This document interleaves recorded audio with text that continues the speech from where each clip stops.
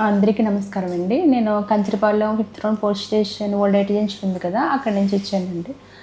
నాకు ఫైబ్రాయిడ్ ఉంది. దాని తర్వాత చాలా పెద్దది ఉంది. హెవీ బ్లీడ్ కూడా అయ్యింది.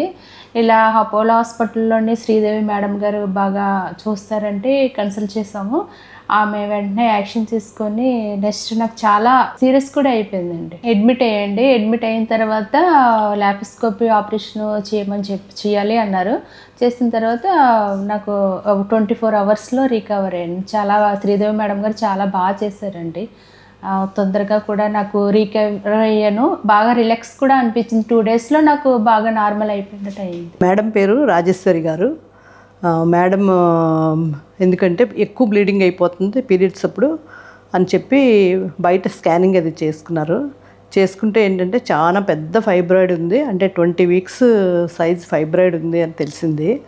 వెంటనే వారు ఇక్కడ రావడం జరిగింది, ఆర్లవ హాస్పిటల్ విశాఖపట్నంకి. అది వచ్చి నన్ను కన్సల్ట్ చేశారు. అప్పటికే ఏంటంటే ఎక్కువ బ్లీడింగ్ అయిపోయి తనకి చాలా బ్లడ్ లాస్ అయిపోయి చాలా ఎనిమిక్ అయిపోయారు. 7 grams హిమోగ్లోబిన్కి వెళ్ళిపోయిన తర్వాత ఇమీడియట్గా అడ్మిట్ చేశాను. ప్రీవియస్గా తనకి ఏంటంటే ఒక చైల్డ్ కూడా సిజేరియన్ సెక్షన్ జరిగింది.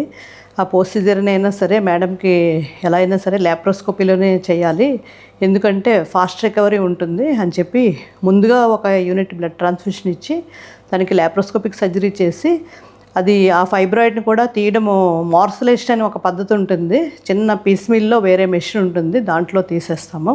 అలాగే ఫైబ్రాయిడ్ రిమూవ్ చేసి ఆ యూట్రస్తో పాటు ఫైబ్రాయిడ్ రిమూవ్ చేసి దాన్ని మార్సలేషన్లో పీస్ మిల్ వైజ్ మొత్తం దాన్ని బయటికి తీసాము.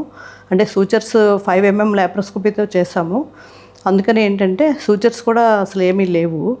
మళ్ళీ ఒక బ్లడ్ ట్రాన్స్ఫ్యూషన్ ఇచ్చిన తర్వాత మేడం మార్నింగ్ చేస్తే నైట్కే బాగా రికవర్ అయిపోయారు.